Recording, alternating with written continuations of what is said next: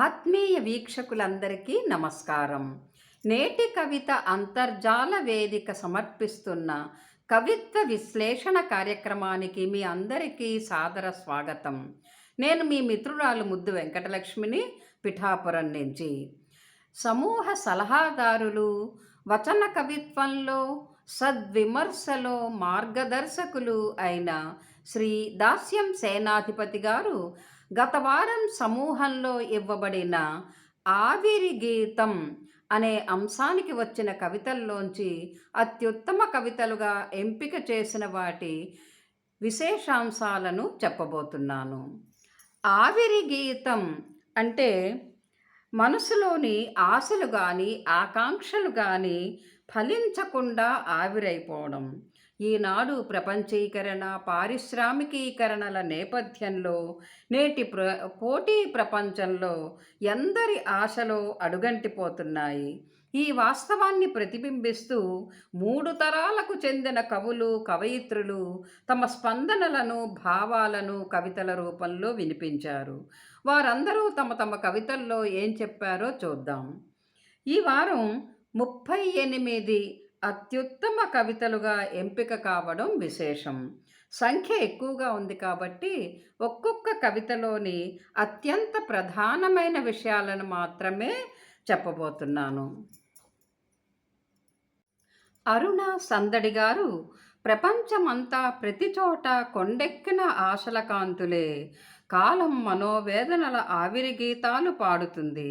కుట్రలు కుతంత్రాల వల్ల పేదరికం పెరుగుతోందని, మానవత్వం మంట కలుస్తోందని, మగువల బతుకులు నట్టేట మునుగుతున్నాయని, యుద్ధమేఘాలు ఆవిరి గీతాలు పాడుతున్నాయని, అయినా సరే అందరూ బంధాలు అనుబంధాలతో ధైర్యంగా ఉండాలంటూ మంచి సందేశం ఇచ్చారు. ఏడెల్లి రాములు గారు శిఖరమంత దూది కుప్ప ఒక్క నిప్పురవ్వతో బూడిదైనట్లు పడిపోతున్న స్టాక్ మార్కెట్లు, రైతుల బ్రతుకు చిత్రాలు, అందని చదువులు, ఇలా ఎన్నో ఆవిరి గీతాల మధ్య సాహస వీరుడు స్పార్టకస్లా సాహసంతో బతకాలి అంటూ స్ఫూర్తినందించారు. కుమరవెల్లి అంజయ్య గారు కోరుకున్నవి కొండెక్కినప్పుడల్లా ఆశలు ఆవిరి గీతాలై, నిరాశ నిస్పృహలు కవలలై పుడతాయంటారు. జరిగిన నష్టం చిన్నదే అయినా ఆలోచనల ముండ్లు గుచ్చుకుంటూనే ఉంటాయని, ప్రమాదం ఒకటే అయినా బాధితుల ఆలోచనలు వేర్వేరుగా ఉంటాయని, అనుభవాల సారంతో ముందుకు కదులుతూ ఉండాలని మంచి సందేశం ఇచ్చారు. కొలచిన విజయభారతి గారు కనిపెంచిన మమతానురాగాలు ఆవిరై శూన్యపు గీతాలు పాడుకుంటున్న వృద్ధ ఊపిరులంటూ ఆసరా కోసం తపిస్తున్న వృద్ధ తల్లిదండ్రుల దైన్యావస్థను చదువుతూ ఉంటే కళ్ళు చెమ్మగిల్లుతాయి. విద్యాసాగర్ రెడ్డి గారు బాంధవ్యం స్వార్థపు బాహువుల్లో ఒదిగిపోయినప్పుడు, కలలన్నీ విలవిలలాడినప్పుడు, అతివ అందంపై పైశాచికత్వం వికటాట్టహాసం చేసినప్పుడు ఆవిరి గీతం మనస్సును ఆక్రమిస్తుంది అంటారు. డాక్టర్ చీదెళ్ల సీతాలక్ష్మి గారు జీవితంలో ఆశయాలు రూపం దాల్చాలంటే అష్టకష్టాలు, విఘ్నేశ్వరుడి పెళ్లికి అన్నీ ఆటంకాలే అన్నట్లు ప్రతి దశలోనూ ఎన్నో అవరోధాలు, ఆవిరైన ఆశలు, పాడుకున్న గీతాలు అని వర్ణించారు.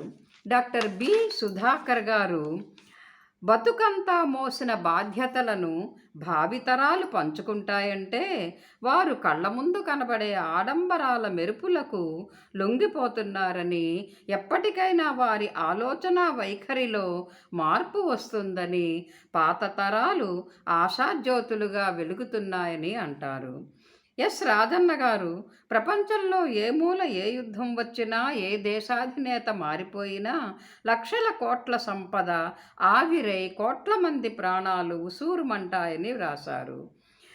విజయకుమారి గారు తల్లిదండ్రులు పిల్లలకు శక్తికి మించిన చదువులు చదివించాక వారు ప్రాభవం కోసం విదేశాలకు వెళ్ళి పరాయిక బంధాల చేతుల్లో చిక్కి కన్నవారిని మరిచినప్పుడు ఆ తల్లిదండ్రులు వయస్సుడిగి వడవడ వణుకుతూ ఆకలితో అలమటిస్తూ ఆవిరైపోయిన ప్రేమతో నిస్సహాయంగా ఉన్నారని తమ బాధను వ్యక్తం చేశారు. అరుణ సువర్చల గారు సమాజంలో జరుగుతున్న ఘోరాల గురించి విన్నవి, కన్నవి గుండెల్లో భీతిని కలిగిస్తున్నాయని, కాలానికి కళ్ళెం వేస్తూ, మరణానికి ప్రాణం పోస్తూ, స్వర్గానికి నిచ్చెన వేస్తూ, సత్యాసత్యాల మధ్య సతమతమవుతూ, ఆవిరి గీతంలా నిట్టూరుస్తున్నాను అంటారు. డాక్టర్ ఏ తిరుమలరెడ్డి గారు జీవితం శాశ్వతం కాదని, ఎప్పుడో ఒకప్పుడు ఆవిరైపోయేదని, కానీ ఆవిరి గీతం మాత్రం కాకూడదని, మానవుడు ఆత్మీయ అనుబంధాలను నిలుపుకొని ఆనందంగా బ్రతకాలని ఉపదేశించారు. ములస్థం లావణ్య గారు తల్లిదండ్రులు తమ సంతతిని చదువులమ్మ చెట్టు నీడకు పంపితే రెక్కలు వచ్చి ఎగిరిపోయి రెక్కలుడిగిన వృద్ధ మాతాపితలను వృద్ధాశ్రమాలకు అప్పగిస్తే ఒంటరైన హృదయాలు నీటిలోని చేపపిల్లల్లా కొట్టుకుంటూ రోదనా గీతాలు పాడుతున్నాయని ఎంతో ఆర్ద్రంగా వ్రాశారు. ముద్దు వెంకటలక్ష్మి అంటే నేను కళాకారులకు బాల్యంలోనూ జీవితంలోని వివిధ దశల్లోనూ తగిన ప్రోత్సాహం లభించక వారిలోని కళ ఆవిరైపోతుందని, అయితే ఆ ఆవిరే శూన్యాకాశం నుండి మేఘమల్హార గీతమై వర్షిస్తుందని, లోకానికి పచ్చదనాన్నిస్తుందని ఆశావాద దృక్పథంతో రాశాను. రేవునిపాటి రమాదేవి గారు పిల్లలు విదేశీ చదువులు చదువుతామంటే తాహతు లేకపోయినా అన్నిటినీ తాకట్టు పెట్టి వారిని చదివిస్తే వారు తమను ఓల్డేజ్ హోమ్ పరం చేసేస్తే నిశ్శబ్ద నిశీధిలో ఆ తల్లిదండ్రులు ఆలపించే ఆవేదనా గీతాలకు ఎంతో బాధ కలుగుతుందంటారు. రక్త సంబంధాలు మాయమై కడలి కెరటాల అంచులపై కలిసిపోతే ఎవరు మాత్రం ఏం చెయ్యగలరు అంటారు కవయిత్రి. లింగుట్ల వెంకటేశ్వరరావు గారు సమాజంలో కన్న పిల్లల చేత బాధలు పడుతున్న వాళ్ళు, అణచివేతకు గురవుతున్న అనాథ జీవితాల వారు, నిర్బంధ జీవితం గడుపుతున్న స్త్రీలు, నిర్బంధ జీవనం గడుపుతున్న స్త్రీలు చేస్తున్న ఆర్తనాదాలు ఆవిరి గీతాలంటారు. అంతేకాదు వ్యాపార వస్తువైపోయిన మనిషే ఒక ఆవిరి గీతం అంటారు కవి. విజయదుర్గ గారు నల్లని మేఘాలు కమ్ముకున్న సమాజపు గోడలలో కామాంధుల చెరలో రాస్తున్న రక్త చరితలెన్నో అంటారు. సబలగా రూపాంతరం చెంది చెడును నరికివేయాలని స్ఫూర్తిదాయక సందేశాన్నిచ్చారు. శ్రీకాంత్ శర్మ గారు పుష్పవిలాప ఖండకావ్యాన్ని గుర్తు చేస్తూ ఆ విరిగీతం నాలో జాలిని నింపిందని, పువ్వుల్ని తెంపరాదనే విషయాన్ని బోధించిందని అంటారు. ఆవిరి గీతం మరిగిన నీటి నుండి వెలువడి రైళ్లను ఓడలను నడిపిస్తుందని, కుక్కర్ల రూపంలో వంటిళ్లను చక్కబెడుతుందని అంటూ అంశాన్ని విభిన్న కోణంలో ఆవిష్కరించారు.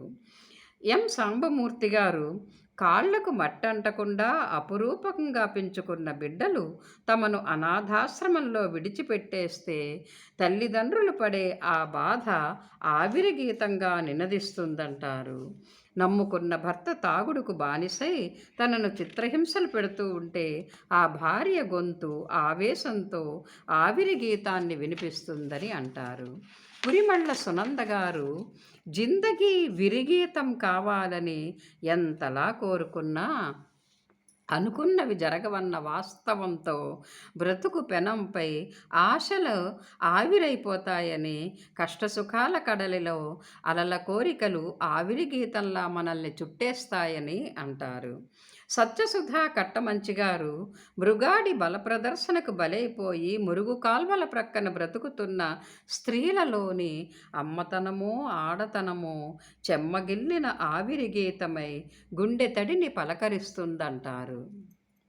సావిత్రి రంజోల్కర్ గారు వినిపించని రాగాలు అనే శీర్షిక క్రింద వ్రాస్తూ ప్రకృతిలోని గాలి తన మాటలను ఆవిరి గీతాలుగా మార్చి మనకు సాంత్వన కలిగిస్తుందని, సముద్రం నింగికి నిట్టూర్పుల ఆవిరి లేఖలను పంపుతుందని, నిప్పు నివురుగప్పిన నిప్పులాగానే ఉంటుందని, భూమి తన మీద పేరుకుపోయిన అరాచకత్వంతో అలిసిపోయి వినిపించని రాగాలతో ఆవిరి గీతాలు ఆలపిస్తోందని పంచభూతాల తత్వాన్ని కళ్ళెదుట నిలిపారు.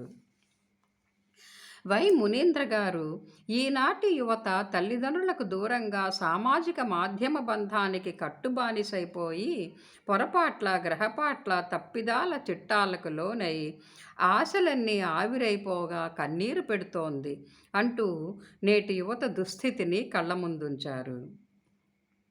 ఫర్జానా గారు రక్త సంబంధాలన్నీ ఆర్థిక సంబంధాలుగా మారుతూ కన్నబిడ్డలు తల్లిదండ్రుల మమతానురాగాలను మర్చిపోయి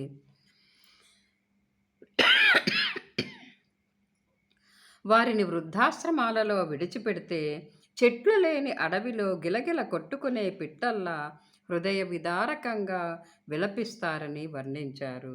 జి. సాయి చంద్రశేఖర్ గారు ఆకాశానికి నిచ్చెనేసిన ఆలోచనలు ఆన్లైన్ పాదాల చెంత మోకరిల్లి స్టాక్ ఎక్స్చేంజుల్లో మోసపోతున్నారని ఆవేదన వ్యక్తం చేశారు.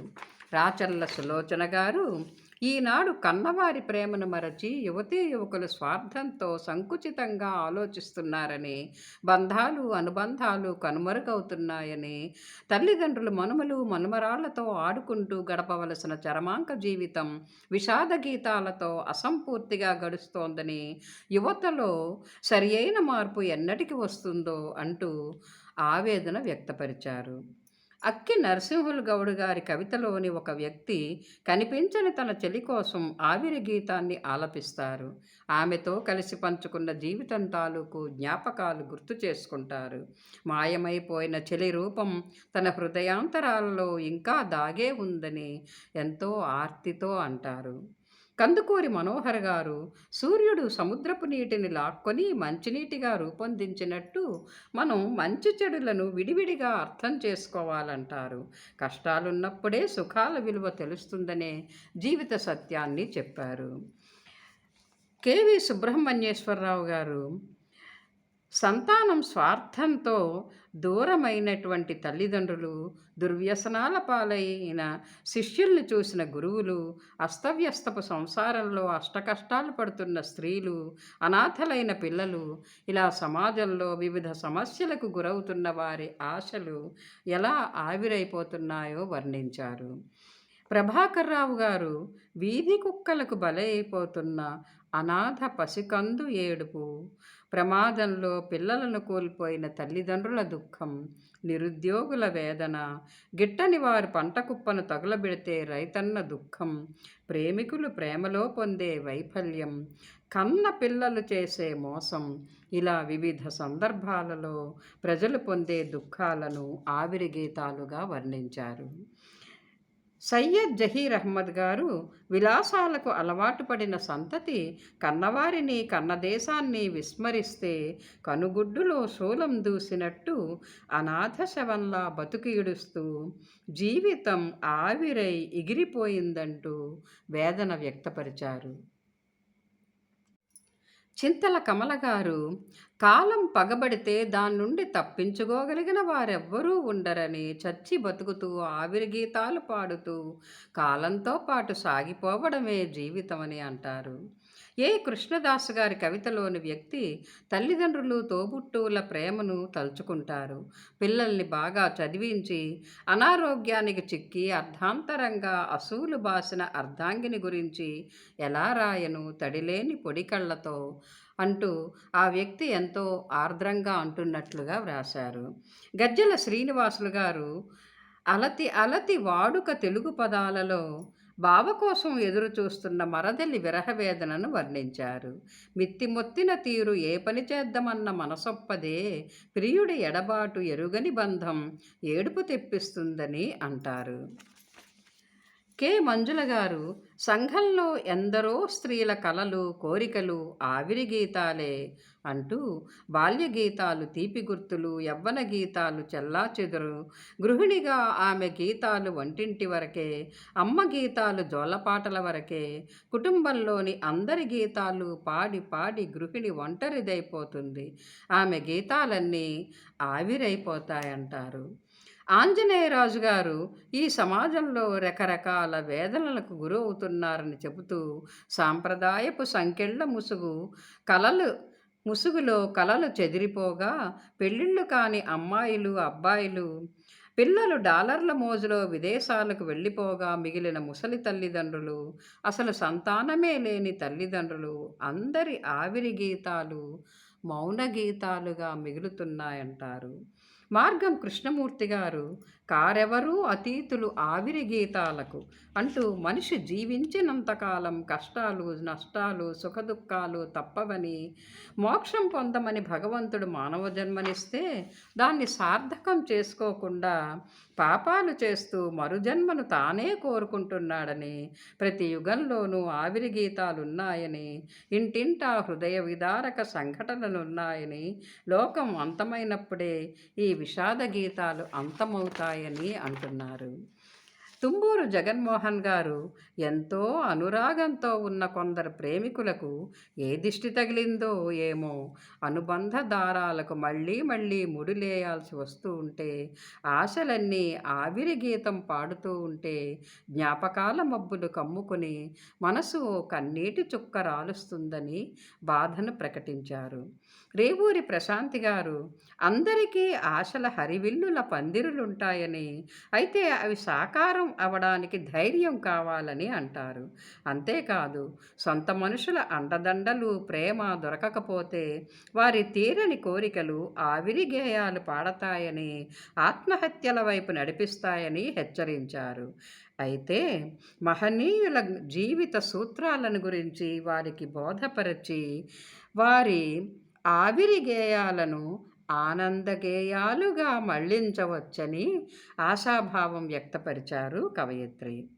ఇంత అర్థవంతమైన ఆలోచనాత్మకమైన కవితల రేఖామాత్ర సమీక్ష, విశ్లేషణ చేసే సదవకాశాన్ని నాకిచ్చిన గురువర్యులు శ్రీ సేనాధిపతి గారికి, నేటి కవిత అడ్మిన్ సోదరులు శ్రీ లక్ష్మయ్య గారికి నా హృదయపూర్వక ధన్యవాదాలు తెలుపుకుంటున్నాను. కవిమిత్రులందరికీ మనఃపూర్వక శుభాభినందనలు. శుభం భూయాత్.